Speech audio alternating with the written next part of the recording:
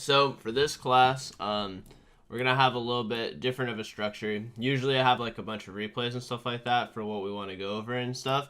But for this one, we're going to be doing it a little bit differently. We're going to be defining what each of the things mean for each of the wave states, and then try to then have application. So we want to always make sure that we're paying attention to like the application of it. Like, why do you do each of the things that you do? So you can kind of better understand not only what each of the wave states are, but how to apply them. Warning, warning, warning.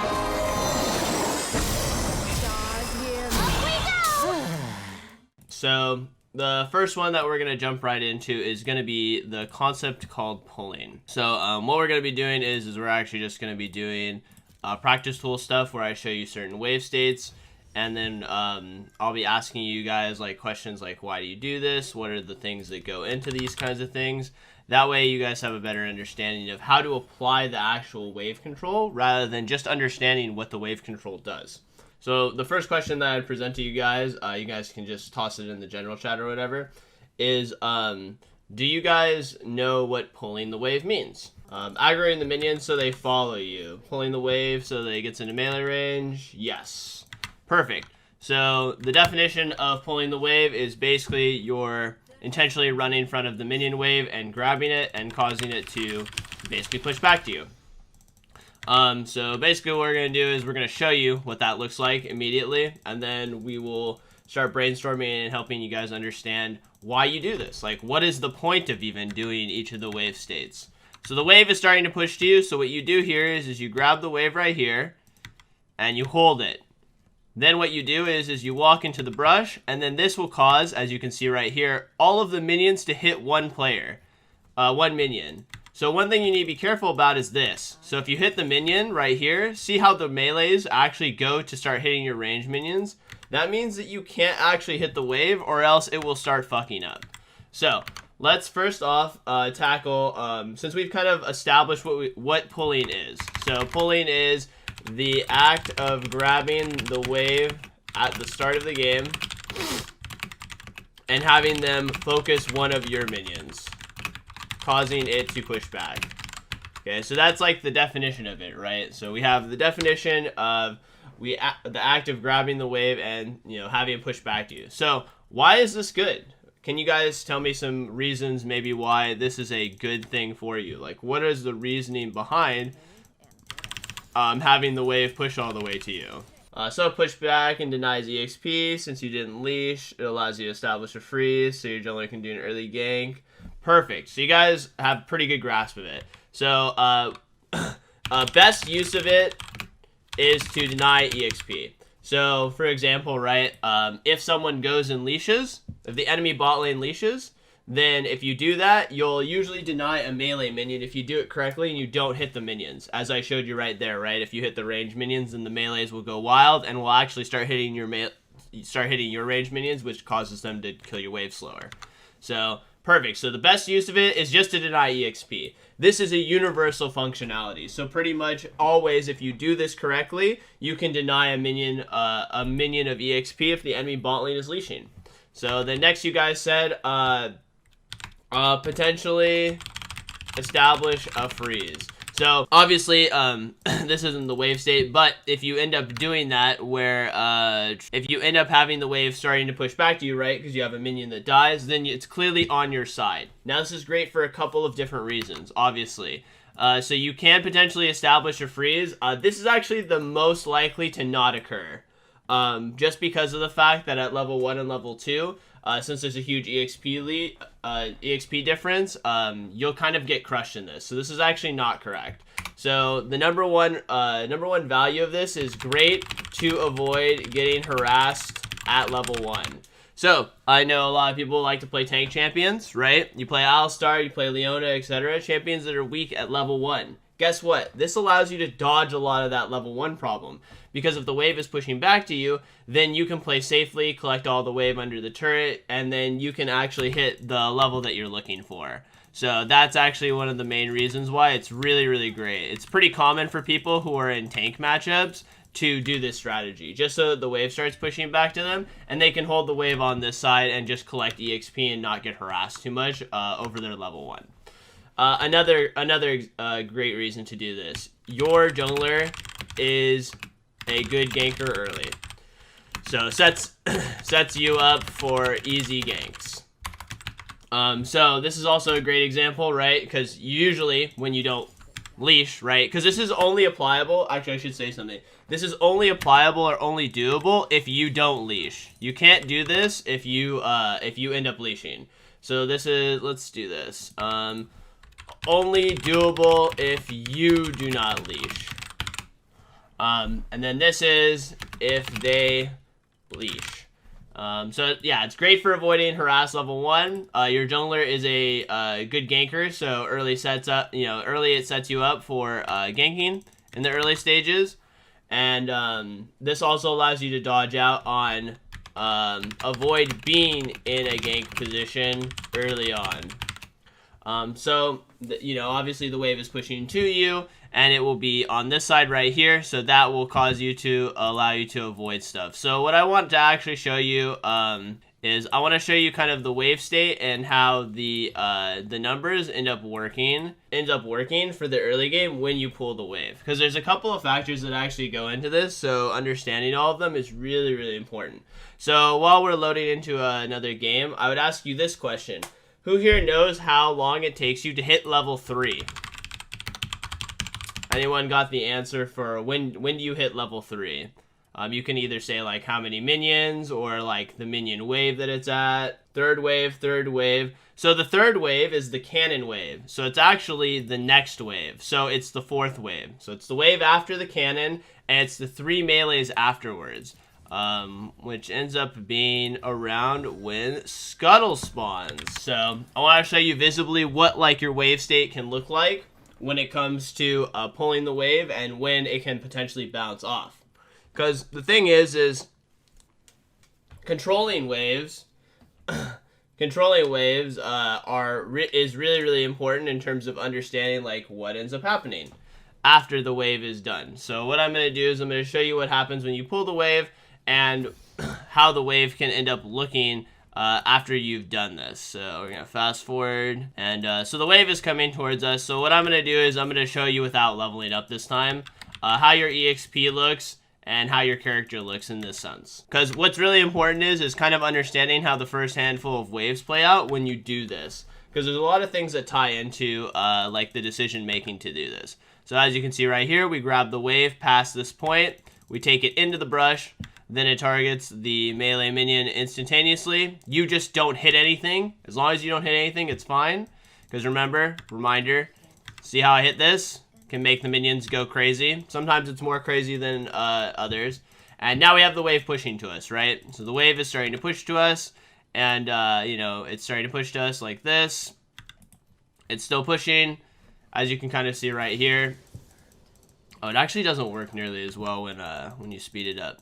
So the wave starts pushing, right? And you hit level 3 in bottom lane off of the melee minions off the cannon. So that's the main thing to note, is around 315. So you see 315, we have the 4th wave hitting right here, which is also when the Scuttle spawns. So one of the great things that occurs when it comes to this strategy is if you decide for your character that you want to pull the wave, then what you can do is after the first 3 waves, which usually is the cannon wave, crashes into the turret, the next wave will actually get you level 3. So whenever you see how the wave is here, a lot of the time on the 3rd or 4th wave, that means that you can actually start slow pushing and get level 3 first and then contest the Scuttle. So these timings line up really, really well for you and how the game is currently played like pretty often. So we actually it's actually very powerful if you can actually pull the wave and have the wave on your side and you're like a melee champion, or you're a champion that ends up doing something with the time that they get. Then this is a great way to kind of leverage that opportunity. It's like, okay, the wave will start pushing back to me. Then we will be able to push out for our level 3. And by being able to push out for our level 3, then you can actually guarantee yourself the push, and you will be able to go for the Scuttle. So, we'll do this. Usually, bounces off turret and gets you level 3 at scuttle spawn. Lets you contest. Because if you hit level 3 before them, then you'll be a lot stronger in the skirmish skirmish fight in the river, and it allows you to contest that. So because of how it pushes back out. So those are all the important things for, you know, how the pulling system works in this case. So next we're going to talk about freezing. So how does freezing work?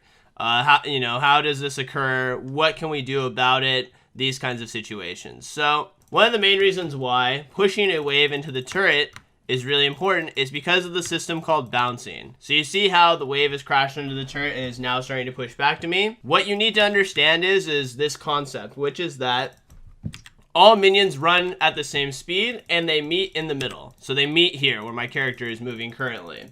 So because of that, you see these minions right here as they are coming. See these minions right here? These minions have grouped up and started dealing damage before these. This is causing you to start pushing back on you.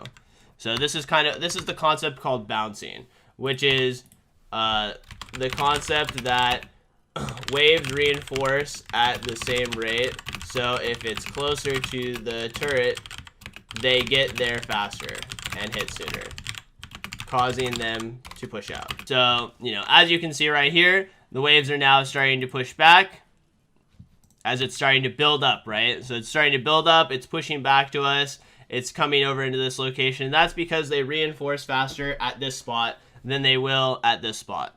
And eventually this will cause them to start pushing back to us.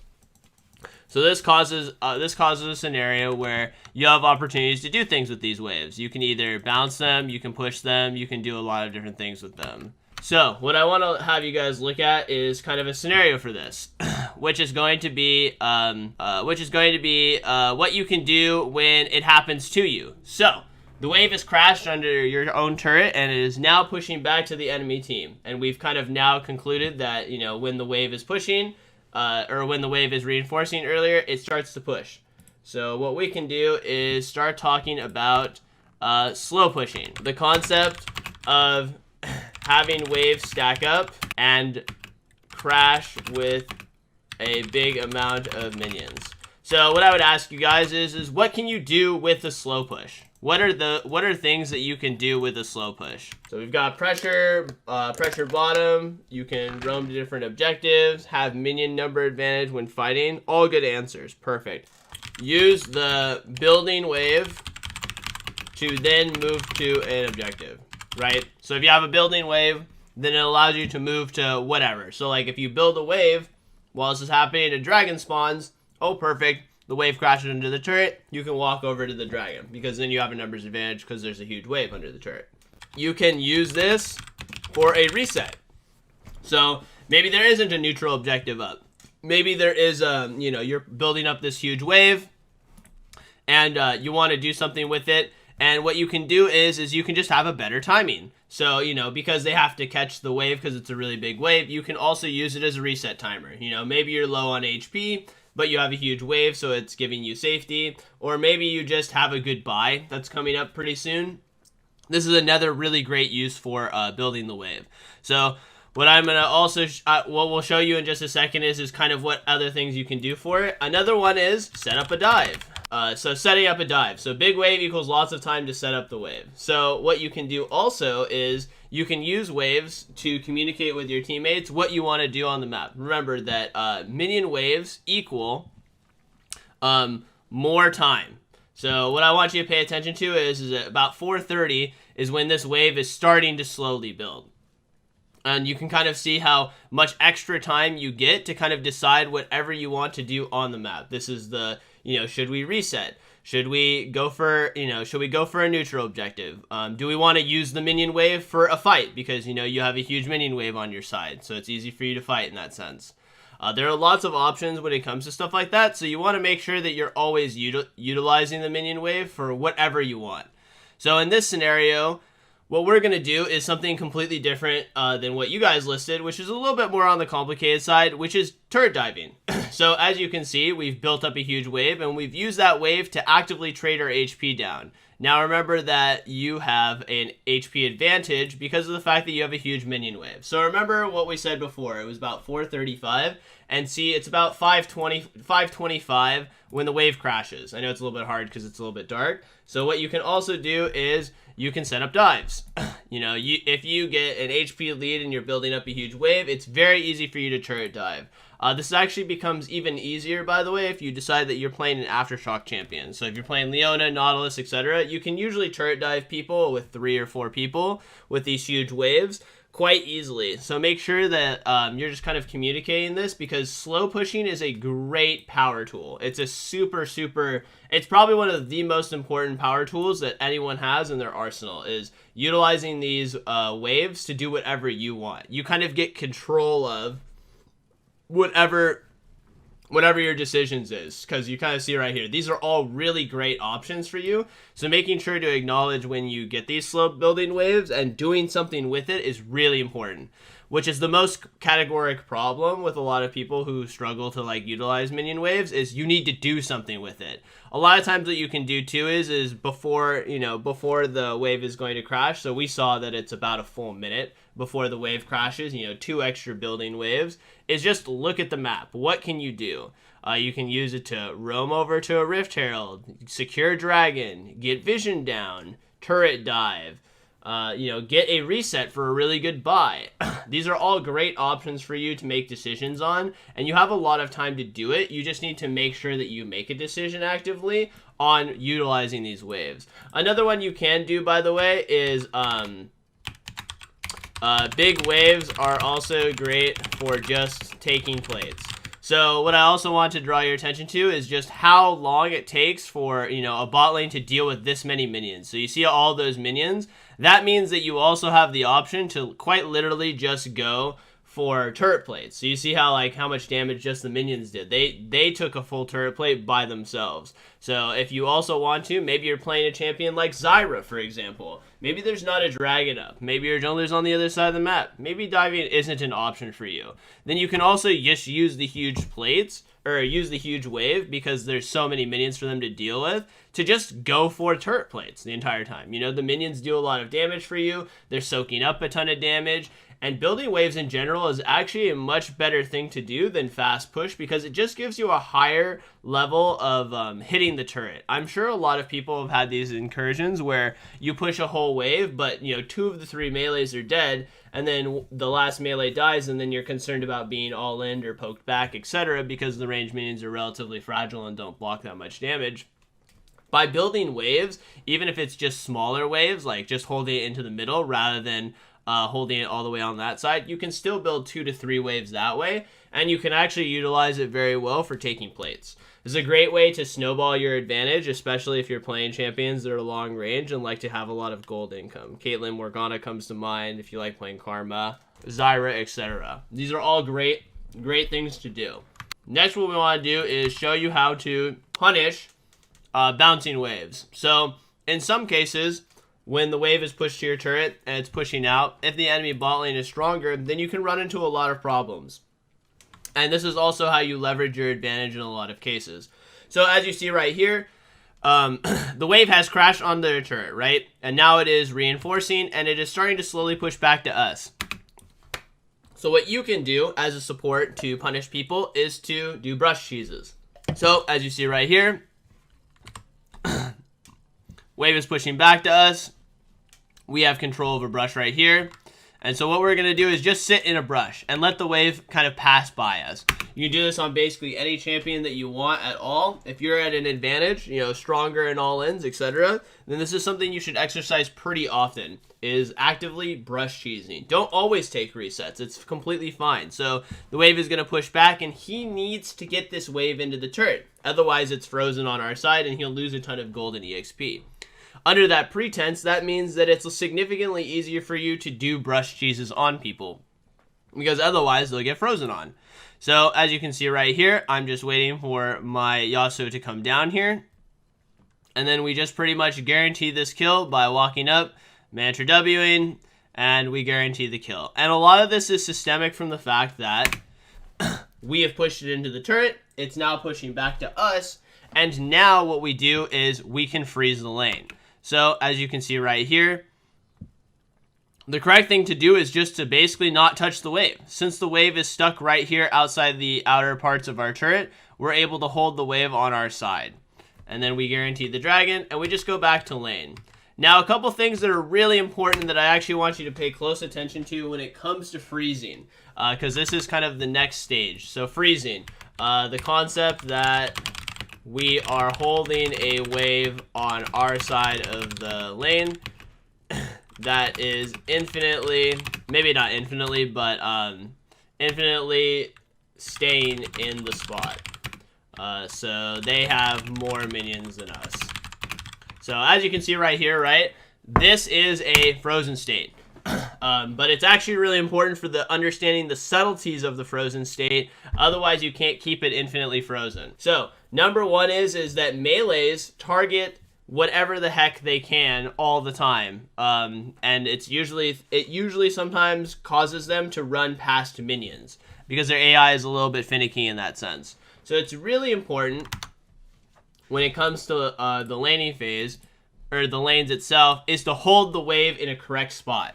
So if you let the wave go past this line right here, the chances a melee runs into the turret range is actually really high. So we want to make sure that you're actively avoiding that. And it's the same thing for the other side. So we'll kind of show you the lines for stuff.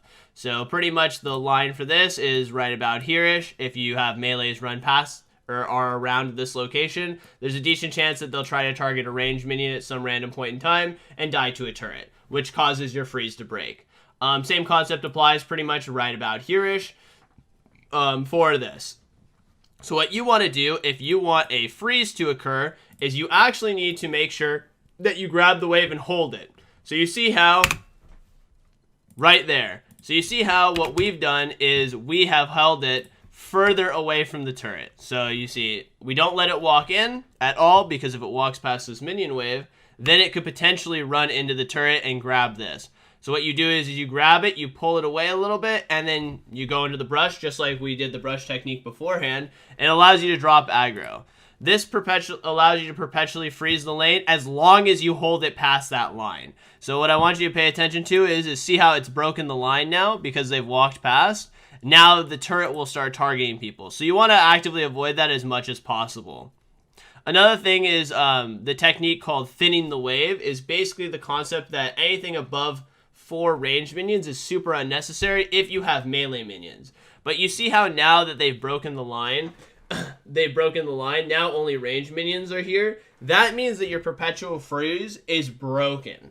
That means that it will slowly start building towards your enemy team again. So it's really important if you want to keep a freeze for a long period of time that you're actually maintaining your line. Because if you don't grab the minions and drag them over and over again, you'll run into this problem. So the mistake actually that Yasuo ended up making here was he let too many range minions build up. So you see how there's 3 range minions from previous stuff, and there's also 3 more range minions. So if you have a cannon, you want 3 range minions alive.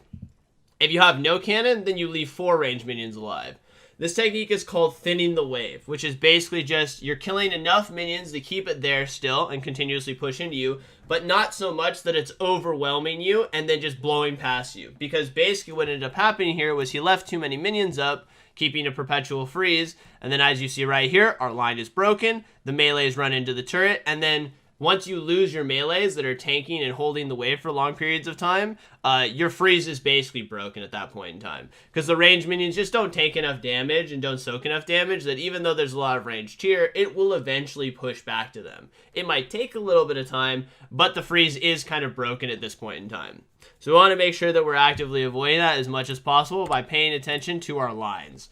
If you hold them over the line every time and then drag them back, you'll be able to keep the freeze indefinitely. So just remember the rule of thumb, which is that for freezing, 3 ranged up if no cannon, or if cannon, 4 ranged up if no cannon, to keep infinite freeze. Your melees are incredibly important. So want to make sure that you're keeping your melees from running into the turret, because that's actually what keeps the lane there. Because their melees just absorb so much damage that they keep them there for a long period of time, which then buys the time for the next wave to kind of settle in and hold the wave there over and over again. So what are advantages to doing a freeze? What are some advantages, guys, that we get from freezing on our opponents? Invite friendly ganks and easier to zone opponents away from the wave. So the first thing that we should pay attention to is it's easier to receive ganks, right? If if you're all the way back here and the enemy bot lane has to move in super hard, it's very easy for your jungler to gank, right? Because he just has so much more extra space to gank over this lane. So it's scary for them. So this is a good reason why. Because it allows us to set up ganks very easily and create pressure. You also, as an aside, by the way, can set up TPs really well. Kind of layering onto that. So if you ward in one of these spots at any point in time and they move far forward, you can also set up TP plays. So that kind of layers onto itself. Ganks and TPs. Which causes pressure on enemies to have difficulty pushing wave in. Right? Because there is a threat. So there's a threat of them being ganked, so it's harder for them to push it in. Also, another thing to note, can zone from EXP. So, if they're too scared to walk up or whatever and start contesting things, then that means that they're missing EXP and gold. And that means that you're building an advantage, basically just by controlling waves a lot. So these are all great advantages for it. So what I want you to now think of is, what's a disadvantage of it? What is a disadvantage of freezing the lane? Harder roam, you lose priority. All right, perfect. So basically, by freezing the lane, what you do open up the opportunity for is you've lost priority, which is basically just you don't have the push to move first. So because of that, the enemy support can kind of do anything. The AD carry can do anything too if he decides that he just doesn't want gold and EXP. So these are things that are really important. Making sure that you try to have active wards down so you can see if they decide to opt out of the lane is really, really important when you're exercising freezes as best you can. Especially if they're champions that are really good at roaming. Otherwise, what will happen is sometimes the support will just give up on the lane, run around the map, and kill your team, and that's kind of a problem too. Another thing to note too is if you do decide to do this, it means Dragon's an option for the enemy team, right? Because like you guys said, oh, you've lost priority. Or Scuttle Crab is definitely something that you lose. So freezing is a great technique to use to definitely starve out your opponents, but you do need to also be mindful that what your opponents can do with this, because this one is a little bit more it has drawbacks to it if enemy players exercise it, so paying attention to it is really important. So a common thing that you can do is when you activate the freeze is the support kind of, I call it pivoting. It's basically you're sitting between two lanes at the same time, so that if you do see maybe the enemy support is running around the map, you can reinforce it fast enough, and then if they come to break the freeze, you can reinforce this. It's kind of the concept that, oh, I'm sitting between two locations, so that I can reinforce whatever location needs you as soon as possible, since golden EXP isn't nearly as important on supports. So this is kind of like one of the responses that you'll want to do if you're exercising freezing in that sense. Pretty much is it. Do you guys have questions about just general questions or things that you're curious about? Because basically the next part is going to be mostly 2v2 oriented, where I'm going to talk about how to understand waves with minions. With freezing, does it tie in with the 130 rule from the first class? Like, should I can't fully read that. Hold on. Let me send it up. Should I break the freeze with a certain amount of time for neutral objectives as a rule of thumb? Oh, what you can do in these kinds of situations is if you need to get back, you just leave.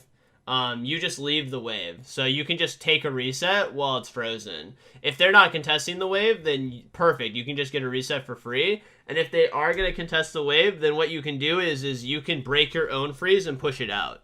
So for example, like you saw how like we were building up a wave and pushing it. Well, you can just do that, but you do it a little bit earlier. You don't have to hold on to the wave forever. The thing about freezing is like you don't actually need to infinitely freeze. You just can infinitely freeze if you do it correctly. Sometimes it's actually not correct to freeze forever. Sometimes it's just correct to freeze for, 2 or 3 waves, deny them some EXP and gold, and then, oh, a neutral objective is coming up that I want to contest. Perfect. We can blow out the wave, do the next wave, and then you can then start moving to that. Is there any specific techniques to establish a freeze? Yes. Okay, so there's this concept called staggering. Staggering your recalls. So we'll write it up here. Push this down. Staggering your recalls. This is the concept that when you push the wave in, your ADC recalls while you stay in lane. Then enemy pushes next wave, and you catch the wave and freeze it.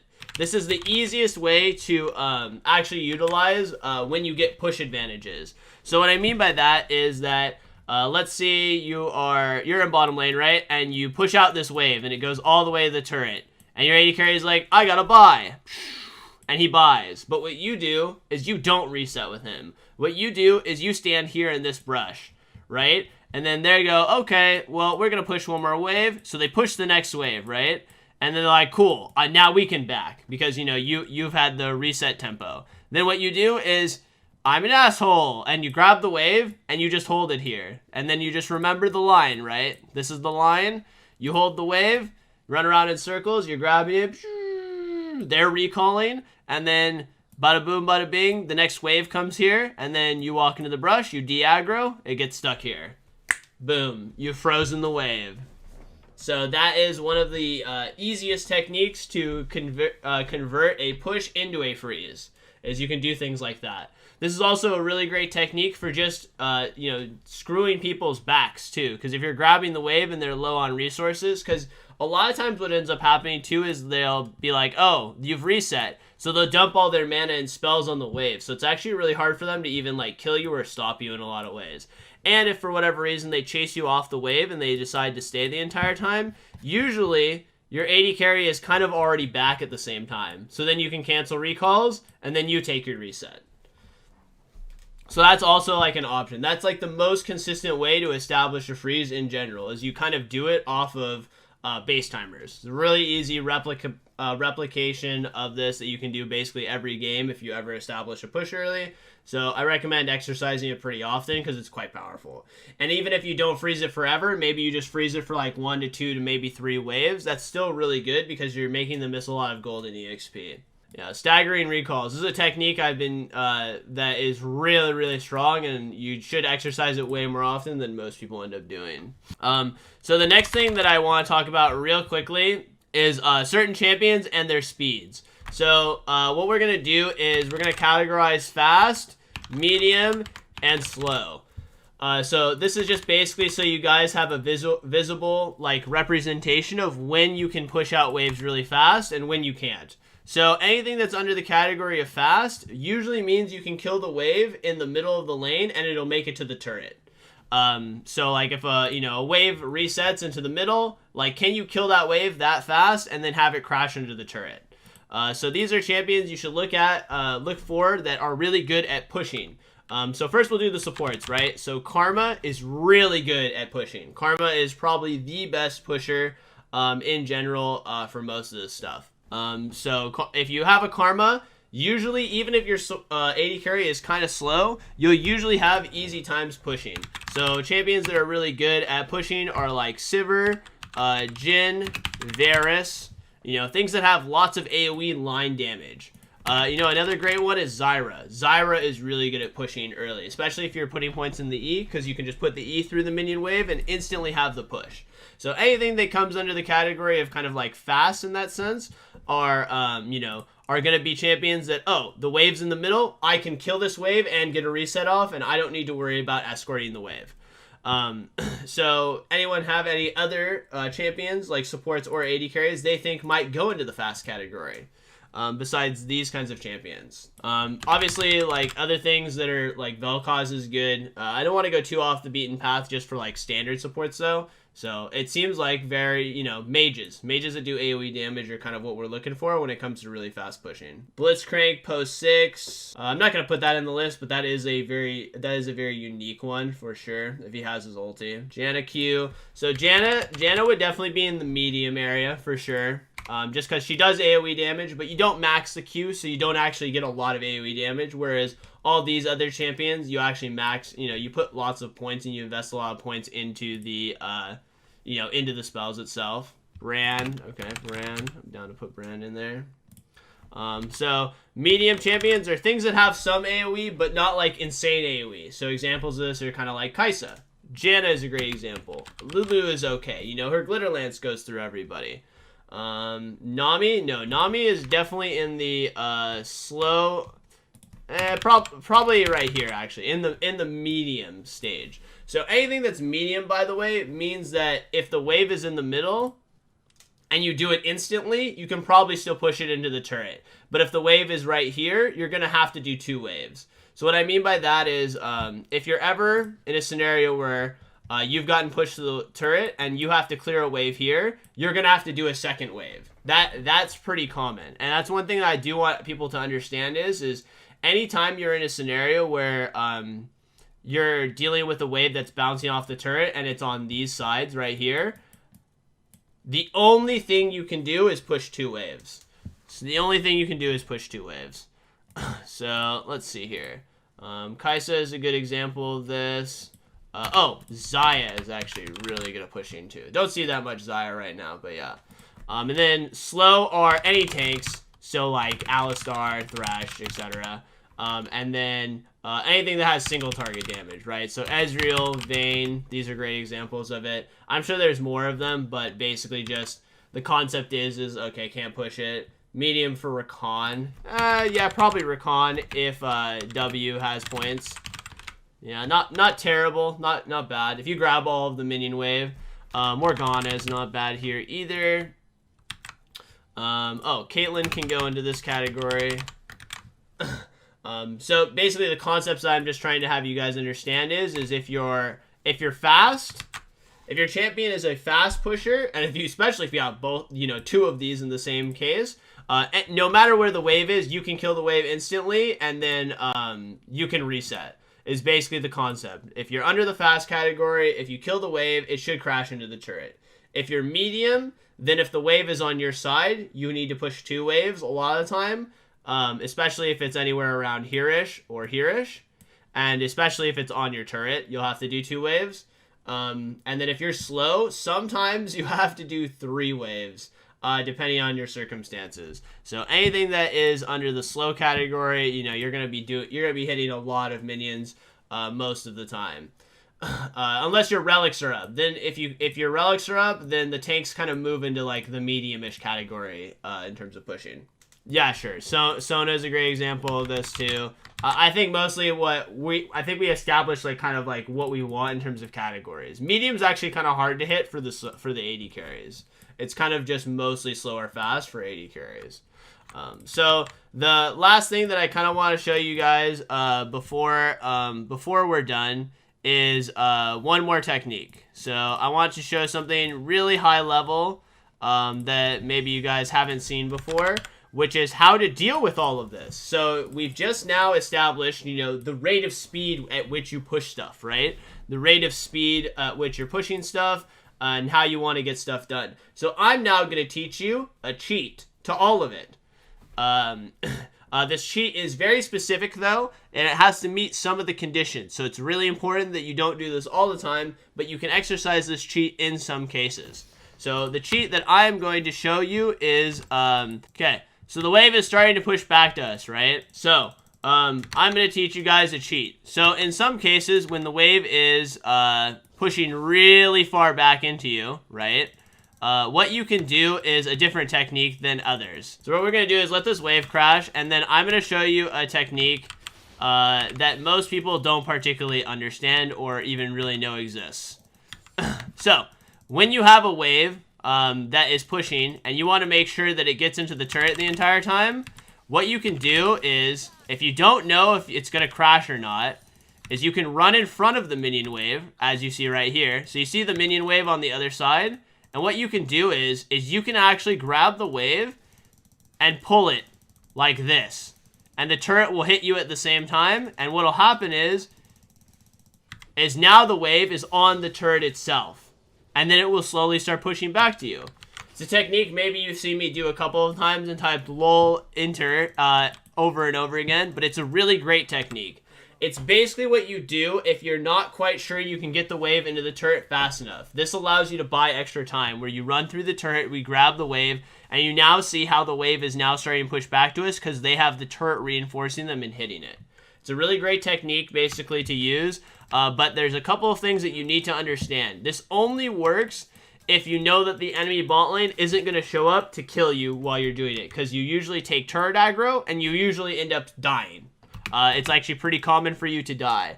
It's fine that you do die, because then the wave state is good for you because the wave is pushing to you, rather than having to stay there and push an entire another wave. So this technique is very, it's a little bit more fine-tuned, but it's a great cheat way to kind of, oh, they've taken a reset and I need to do a whole nother wave. Well, I don't want to do another wave, so I'm going to run up, I'm going to grab the turret aggro, it'll start pushing back to me, and then we'll be in good shape. Yeah, it's important to note that you don't do it every time, but it is a way for you to cheat these systems of pushing. So if you don't have a way to push it all the way, what you can do is just use your corpse to basically grab the minion wave and hold it under the turret. That's kind of the concept behind it. And it allows you to basically circumvent sometimes some of the problems that you run into where, oh, well, we just don't push fast enough, you know? I need this wave in right now on this wave. I can't afford to stay for another one. How do I fix it? This is a way you can do it, as long as you're not running into an opponent at the same time that you're doing it. So it's a little bit more fine-tuned for sure, but when you find the circumstances for it, it's really powerful because it allows you to circumvent a ton of pushing problems that your characters might run into. And that's kind of like the end black magic stuff, you know, my secret tech that I am passing on to you. So yeah. Does anyone have any questions or anything else that they're curious about before we kind of conclude this? Is it usually safer to aim for an execute? Yeah, you should just execute pretty much every time that you do it. Because usually you're doing this in the early levels, and so dying and respawning is actually faster than trying to survive than finding a recall spot. No joke. So like a lot of times, even though, yeah, you'll die, it's actually better for you to die because it's faster. Unironically, a faster recall. Alright, then that's pretty much going to be it for the class. Thanks to everyone who came out.